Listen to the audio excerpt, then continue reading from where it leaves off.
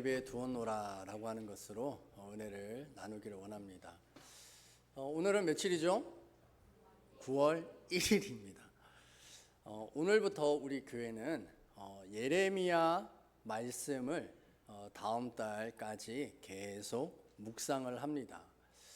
이 예레미야는 요시야 왕 때부터 활동했던 선지자였습니다. 우리가 오늘 읽었던 본문 2절에도 보면 아몬의 아들 유다 왕 요시야가 다스린 지 13년에 라고 말합니다. 이 요시야는 기원전 640년 때부터 왕위를 시작을 했기 때문에 지금 13년이었다라고 하는 이때가 바로 기원전 627년이었다라는 것입니다. 31년 동안 통치하였던 왕입니다. 그리고 하나님의 말씀대로 통치하려고 하였던 선한 왕이었습니다. 하나님의 율법을 발견하고 나서 이방 신에게 제사 드렸던 것들을 폐하는 이런 성전 청결 운동을 시작하였고, 또한 안식일을 기억하여 거룩히 지키기 위한 이 운동도 정말 열심히 했던 왕이 바로 요시야 왕이었습니다. 우리 열왕기하 23장 25절 말씀 한번 읽어볼까요? 시작. 요시야가 같이 마음을 다하며 뜻을 다하며 힘을 다하여 모세의 모든 율법을 따라 여호와께로 돌이킨 왕은 요시야 전에도 없었고 후에도 그와 같은 자가 없었더라. 아멘. 요시야는 정말 하나님께로 전심을 다하여 살았던 사람이었습니다. 하지만 너무나 안타까운 것은 요시야의 세 아들들이 왕이 되었는데 하나같이 악한 왕들이었습니다.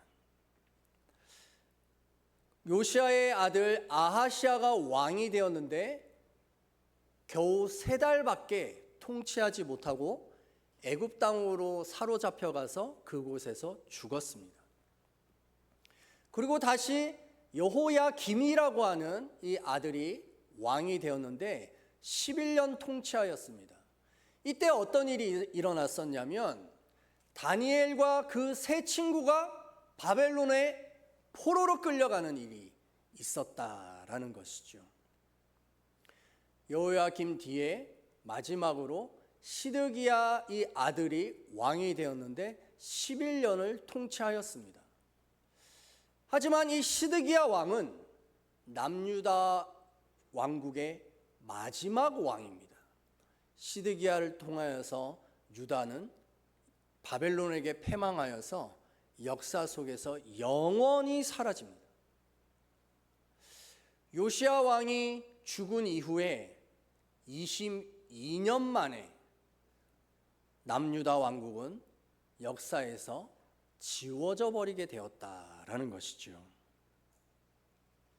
이런 배경 속에서 예레미야는 선지자의 역할들을 감당하고 있는 것입니다. 나라가 부강할 때, 잘 살 때가 아니라 나라는 점점 쇠약해지고 결국에는 망하는 이런 사건들 속에서 선지자로서 좋은 이야기가 나왔을까요? 아니죠. 이 예레미야 선지자는 백성들을 향하여서 하나님의 말씀을 전하기가 참으로 힘들고 버거웠을 것입니다. 그래서 예레미야를 무슨 선지자라고 별명을 붙였습니까? 눈물의 선지자다라는 것이죠. 왜요? 망해가는 백성들과 나라를 눈물 없이는 볼 수가 없었기 때문에 하나님 앞에 늘 울었던 그런 선지자였다라는 것입니다. 이렇게 안 좋은 상황에서 부름받았던 예레미야를 보면 참으로 아이러니한 일들이 있습니다. 그것은 무엇이냐면 예레미야의 출신 성분이었습니다. 우리가 오늘 읽었던 본문 1절에 보면 베냐민 땅 아나돗의 제사장들 중 hil기야의 아들 예레미야의 말이라 라고 말합니다. 베냐민 땅 아나돗, 이것은 지명의 이름입니다. 왜 이곳이 성경에 제일 먼저 등장하고 있느냐라고 하는 것은 바로 이 베냐민 땅 아나돗이 가지고 있는 역사적인 의미 때문에 그렇습니다. 바로 베냐민 땅 아나돗을 고향으로 가지고 있었던 사람이 있었었는데, 그 사람이 누구냐면 다윗 왕 때 활동하였던 아비아달 제사장이었습니다. 이 아비아달 제사장은 다윗 왕이 늙었고 기력이 빠졌을 때 요압 장군과 함께 작당을 하고 다윗 왕의 네 번째 아들 아도니아를 왕으로 추대하는 일을 합니다. 하지만 이 사실을 알고 늙었던 다윗 왕이 어렸던 솔로몬을 왕으로 지명하고 결국 솔로몬이 왕으로 등극하게 됩니다. 어찌 보면 아비아달 제사장은 영모를 꾀하였던 반역자였고, 반역은 곧 죽음이었습니다. 하지만 솔로몬 왕은 아비아달 제사장을 죽이지 않고 쫓아내었습니다. 그 이유가 무엇인가? 우리 열왕기하 2장 26절 함께 읽어보겠습니다. 왕이 제사장 아비아달에게 이르되 내 고향 아나돗으로 가라. 너는 마땅히 죽을 자이로되 내가 내 아버지 다윗 앞에서 주 여호와의 궤를 메었고 또 내 아버지가 모든 환난을 받을 때 너도 환난을 받았은즉 내가 오늘 너를 죽이지 아니하노라 하고. 솔로몬 왕은요, 아버지 다윗 왕을 예우하여서 함께 나라를 세웠고 하나님의 언약궤를 메었던 아비아달 제사장을 죽이지 않는 호의를 베푼 것이죠. 아비아달은 겨우 목숨만 부지하고서 고향 땅으로 귀향을 간 것입니다. 한마디로 망한 집안이 되었다라는 것이죠. 이 망한 집안의 후손이 누굽니까? 예레미야였다라는 것이죠. 이런 예레미야를 하나님께서 부르셨습니다. 이때의 나이가 아마도 18살 전후였을 것이다 라고 성서학자들은 말합니다. 오늘날의 청소년기인 것이죠. 중학교와 고등학교 학생들, 어른의 눈으로 보면 여전히 어린 아이입니다. 그래서 7절에 하나님께서는 뭐라 말씀하셨냐면 너는 아이라 말하지 말라라고 하셨습니다. 아마 예레미야가 그랬겠죠. 하나님, 저는 아직 어린데요. 제가 어떻게 어른들에게 가서 하나님의 말씀을 전할 수 있겠습니까? 저는 그럴 만한 능력이 없는데요. 전 자격이 없어요 라고 말했을 것입니다. 하지만 하나님께서는 예레미야에게 너는 아이라 라고 말하지 말라라고 명령하십니다. 이 예레미야의 이 모습을 보면 마치 삼진아웃과 같은 이력을 가지고 있습니다. 원아웃은요, 망해가는 나라의 선지자였다라는 것이고, 투아웃은 망한 집안의 후손이었다라는 거예요. 쓰리아웃은 어린 아이의 모습이었다라는 것이죠. 삼진아웃은 퇴장입니다. 하지만 하나님께서는 이 예레미야를 등장시킵니다. 5절에 보니까 여러 나라의 선지자로 세웠다라고 말씀합니다. 이처럼 하나님께서는 망한 사람을 사용하신다라는 것이죠. 나라가 망하고 집안이 망하고 자신의 삶이 망해버린 이 예레미야를 하나님께서는 들어서 쓰시는 것입니다. 우리들의 인생도 망했을 때 하나님께서 쓰시는 시간이 되는 줄 믿습니다. 아멘이죠? 아멘하기 힘드실 텐데, 사업이 망해봐야 되고, 부부가 진짜 치열하게 싸워봐야 하고, 자녀들 문제로 속 썩어봐야 한다라는 것입니다. 건강에 문제가 생기고 믿었던 사람에게 배신을 당해봐야 하는 그 인생의 끝자락에, 그때서야 하나님의 음성이 들릴 수 있고 하나님을 만날 수 있는 자리로 나오게 되는 것입니다.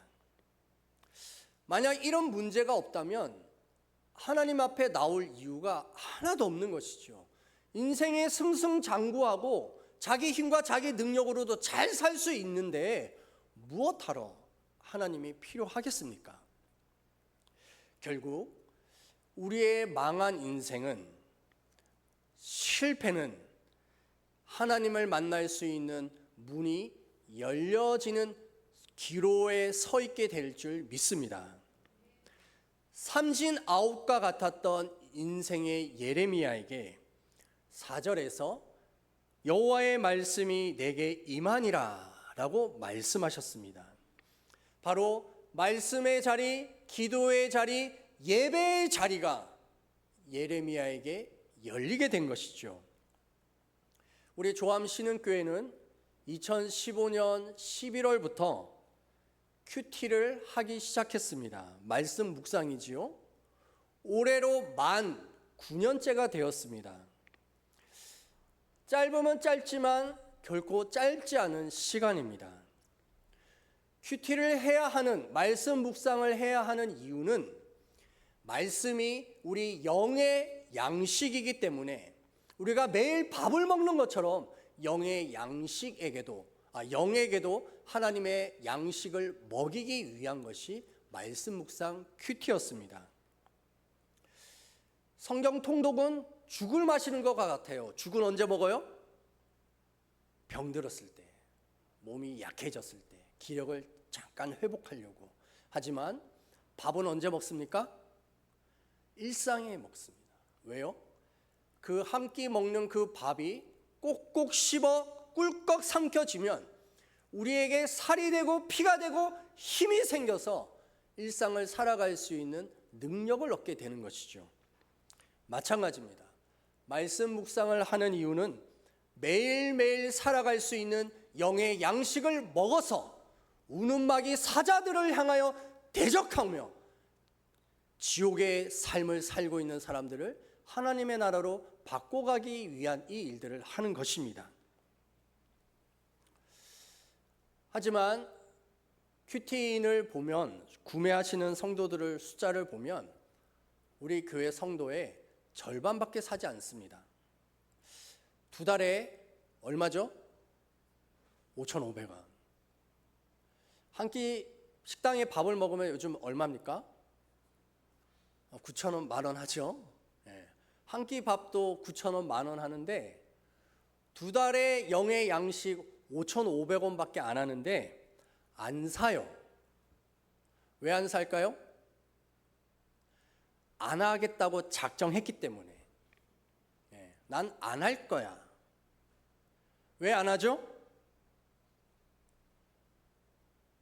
5,500원이 아까워서? 그건 아니죠. 아까워서 그러진 않을 겁니다.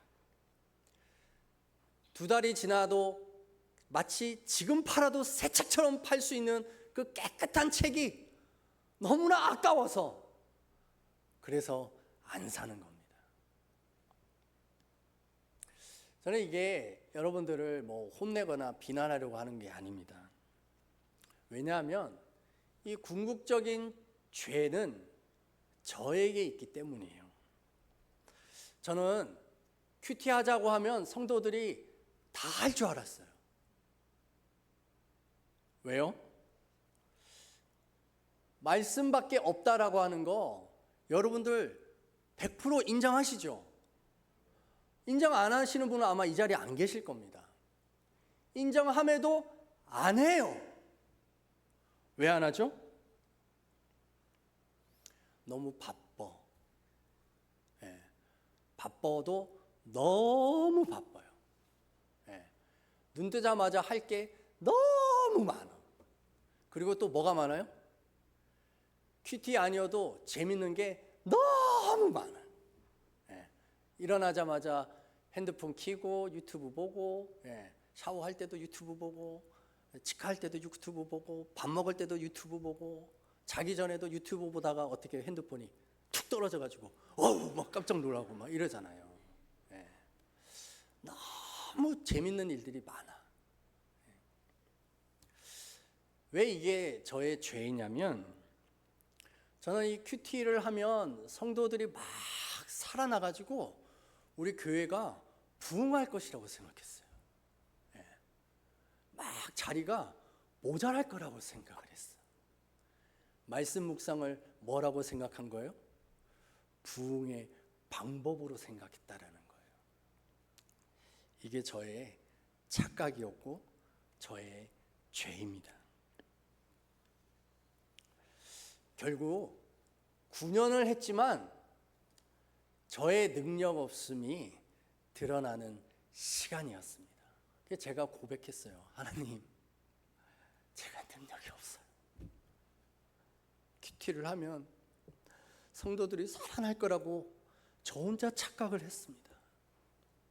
성도들에게 정말 이 말씀 묵상을 통하여서 살아나는 그 샘플들을 보여줬어야 되는 건데 그러지 못하였던 저의 죄악이었습니다. 라는 저의 고백입니다.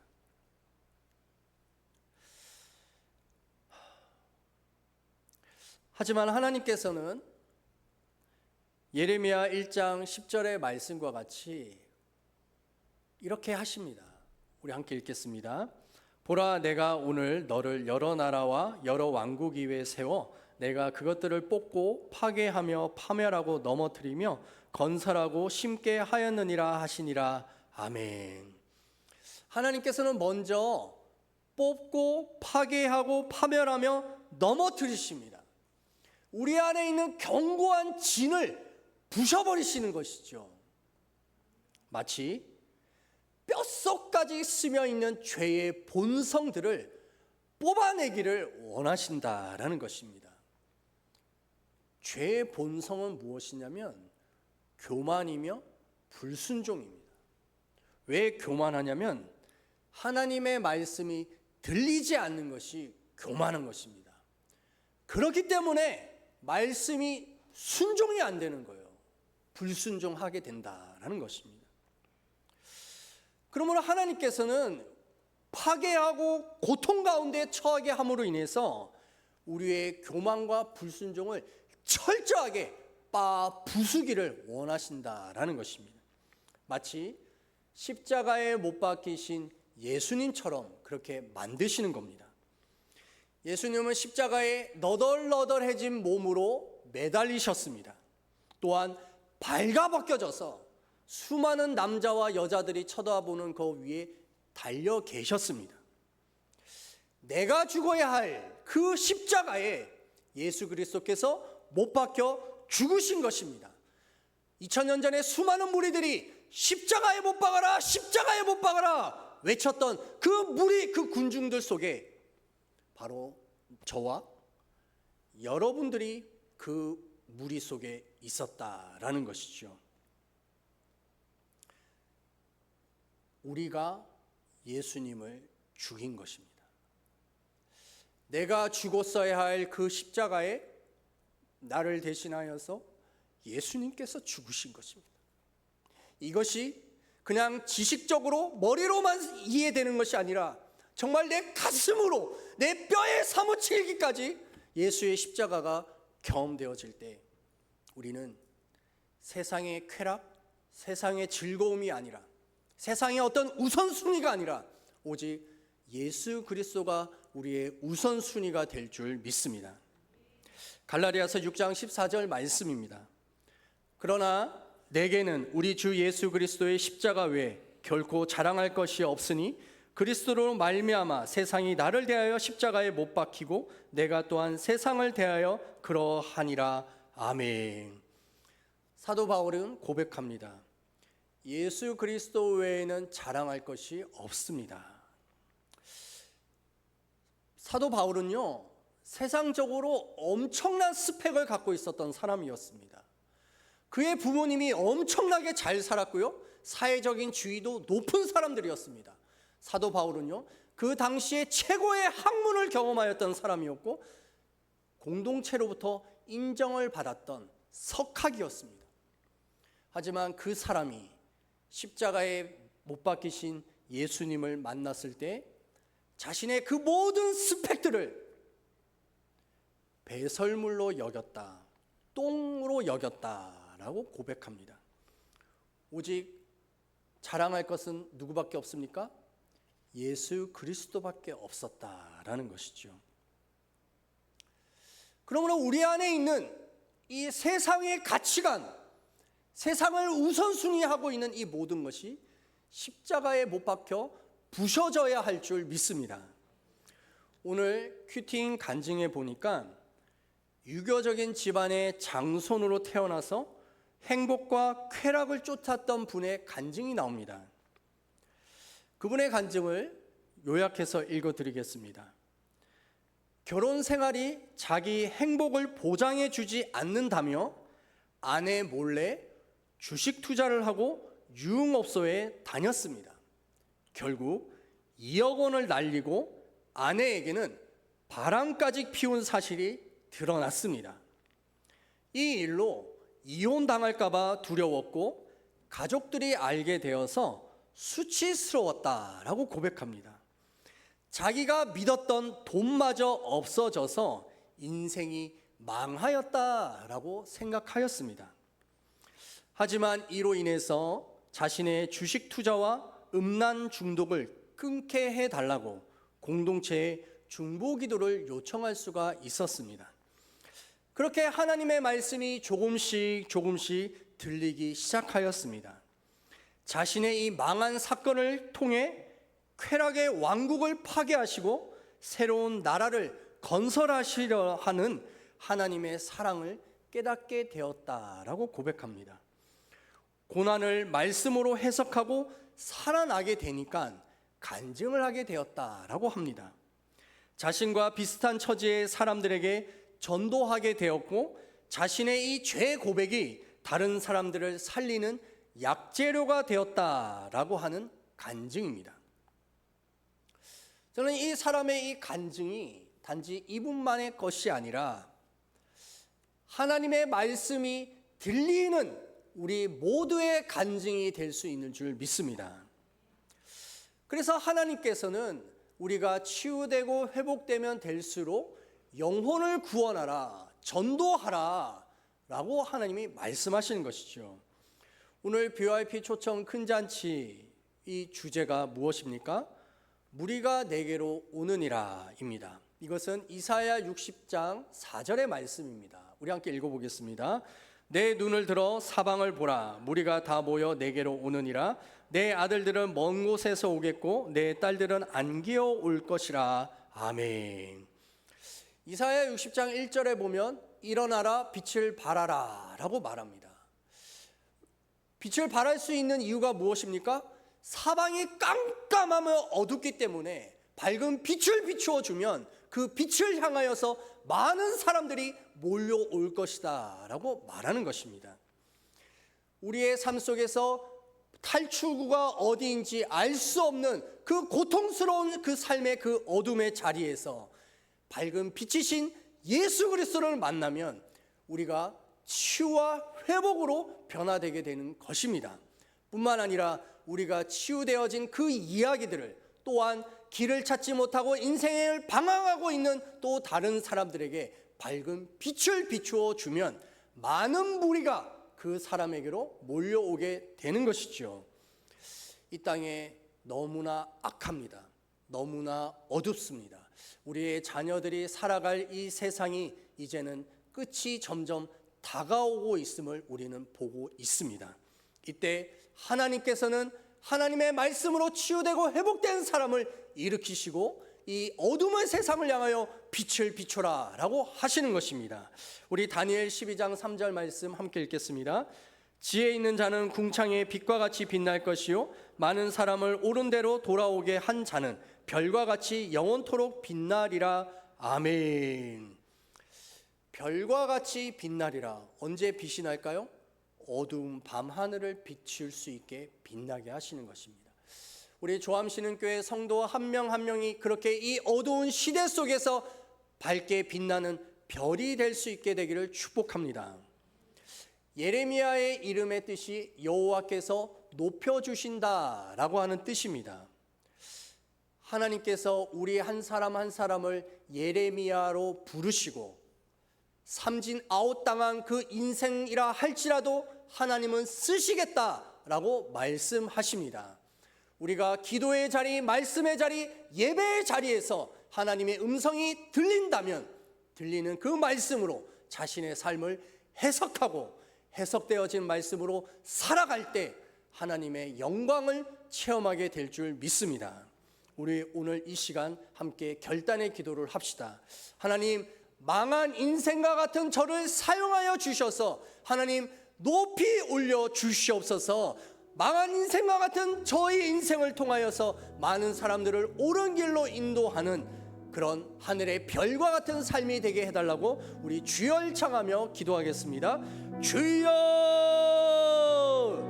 할렐루야. 하나님 아버지, 우리에게 주시는 크고 놀라운 은혜와 그 사랑을 하나님 알기를 원합니다.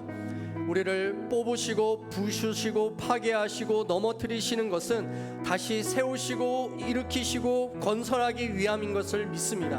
하나님, 우리의 세상적인 것 가치관을 부셔주시옵소서. 하나님을 떠나 있는 우리의 죄악의 모습들을 빻아주시옵소서. 파괴하여 주시옵소서. 하나님 앞에 나아가게 하여 주시고 하나님의 음성이 들리게 하여 주셔서 말씀대로 살아가는 삶이 되게 하여 주시며 하나님의 말씀으로 같이 어두운 밤하늘을 비추는 별과 같이 빛나게 하여 주시옵소서. 많은 사람들이 모여올 때 그들을 구원할 수 있는 약재료를 보여줄 수 있고 약을 먹일 수 있는 하나님의 모든 치료자들 되게 하여 주시옵소서. 상처 입은 치유자가 되게 하여 주셔서 이 상처 많은 이 시대에서 많은 사람들을 회복할 수 있는 하나님의 모든 백성들 되게 하여 주시옵소서.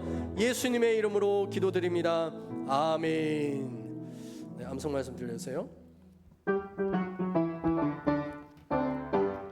오직 내가 이것을 그들에게 명령하여 이르기를